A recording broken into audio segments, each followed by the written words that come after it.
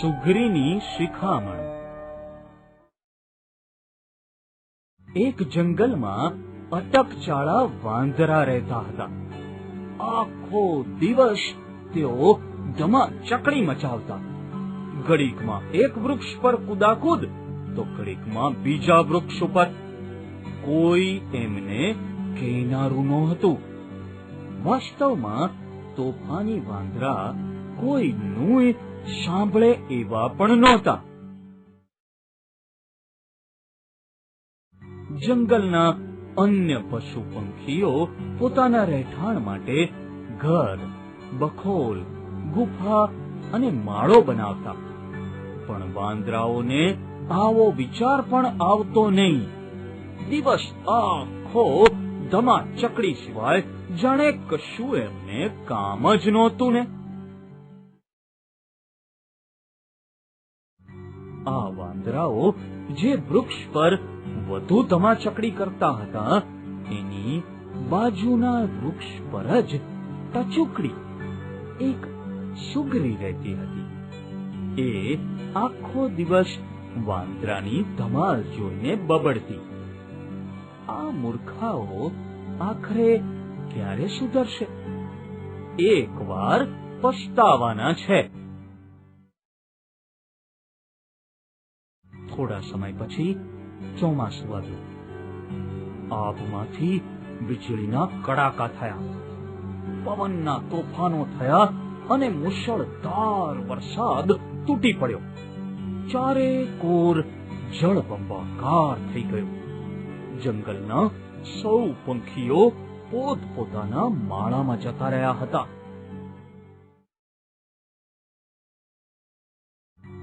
અતિશય વરસાદ અને પવનના લીધે વાંદરાઓને ઠંડી ચડી.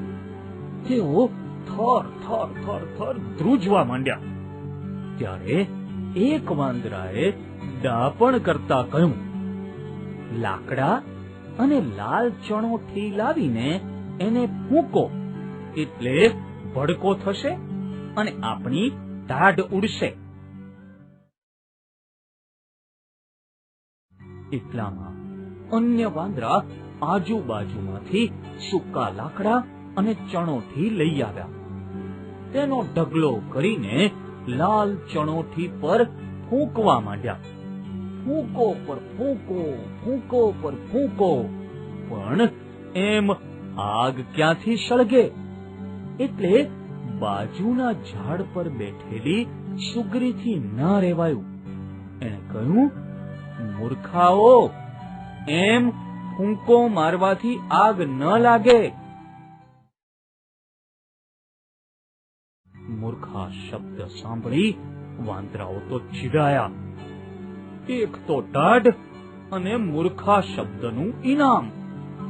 સુગ્રીએ આગળ કહ્યું, આખો દિવસ ધમાલ મચાવી એના કરતા ઘર બનાવ્યું હોત તો આ દિવસ આવત.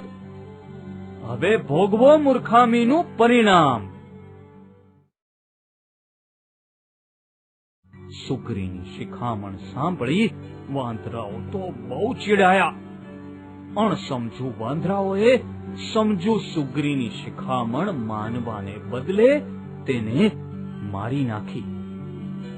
સાચે જ મૂર્ખાઓને સુધરવા માટે ઉપદેશ આપવો એ નિરર્થક જ છે.